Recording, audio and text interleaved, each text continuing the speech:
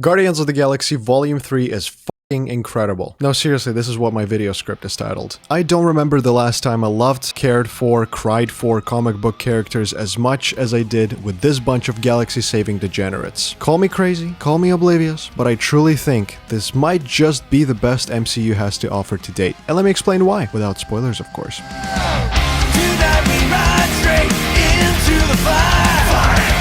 Are you ready to go?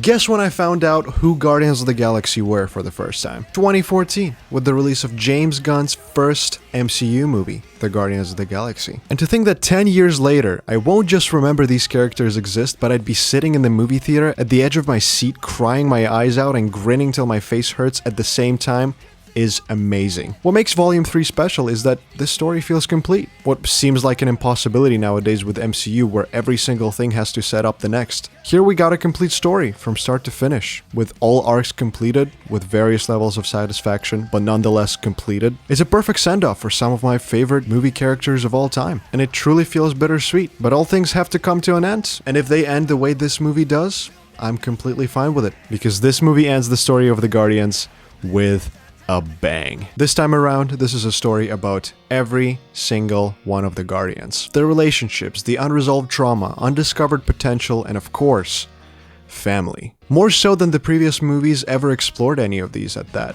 But of course, the trailers, the posters, the marketing told us this movie is primarily about Rocket. And well, that's true. He was always a very strange character to me, with a massive void for a backstory. And it was obvious that we were slowly building up to it this whole time. I think this kind of stuff is particularly strong with James Gunn's direction because it shows that he trusted in these characters. It shows that he knew that we would care super early into the story. Volume 3 finally lets us in on the tragic backstory of the most comical looking character of the gang, and it's just depressing. You think seeing child Peter witness his mom die from cancer right in front of him is very sad?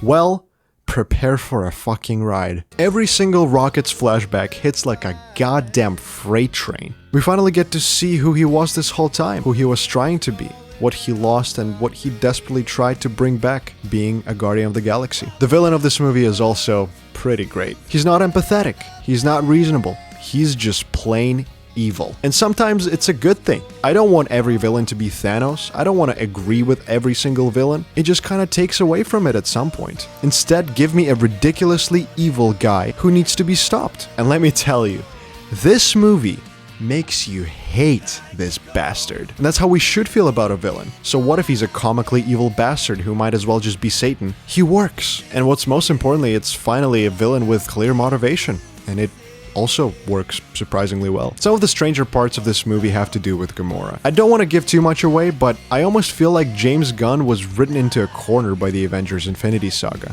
And it reads on the screen a lot how annoyed he is having to deal with the consequences of the movie. I guess it's cool that we get reintroduced to a character we used to love and care for, but it's also kind of bittersweet to see. Nonetheless, I was pretty happy to see the direction the movie takes Pete's and Gamora's interactions, and I was not disappointed where it ends up at the end. Drax, Mantis, Nebula, and Groot were extremely fun. All four of them finally got to shine really bright in action, humor, and dialogue in this movie. I kinda always hated Nebula before this, and not in a good way, but this movie truly redeemed her character for me.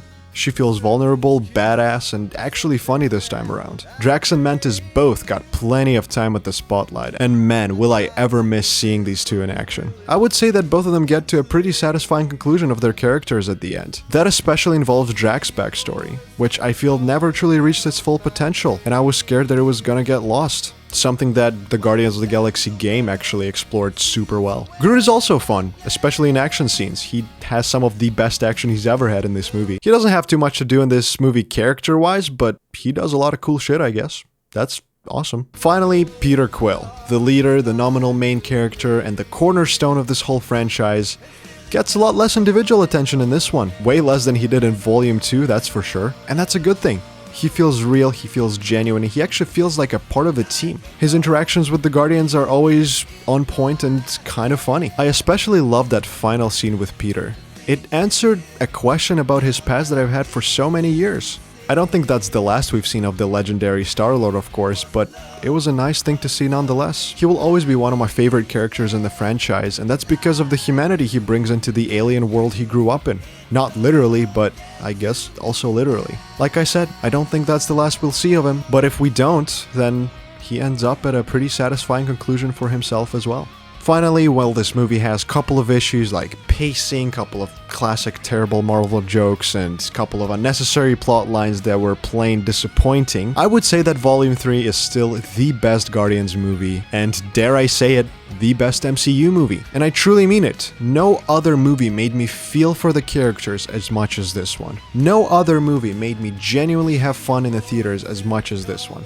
The set pieces, the violence, the serious and almost dark when it needs to be tone solidify this movie as an absolute must-watch. This movie easily features some of the best and the most fun action set pieces I've ever seen in a Marvel movie. And this whole thing just feels like a true love letter to Guardians of the Galaxy. From James Gunn, every single actor, every single artist, every single person who ever worked on this. The visuals in this are also particularly fantastic. We've had our fair share of pretty terrible looking Marvel movies in the recent years, but I'm happy to say that this is not one of them. Far from it.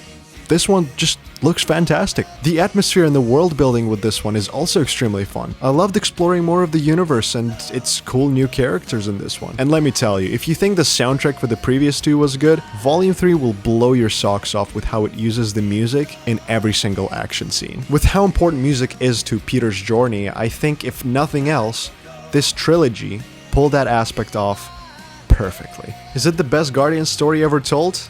Almost. But nah. But it proves something I've believed for a very long time. We don't have a superhero fatigue. We have a shitty movie streak and a quantity over quality universe that lost its steam around 4 years ago fatigue. And with Gunn gone off to DC, I'm excited for him. But I'm also worried if we will ever get a triumph as loud and as rock and roll as Guardians of the Galaxy movies were. But until then, this is an easy 9 out of 10 and the best MCU movie ever made. Thanks for stopping by, and I'll see you later.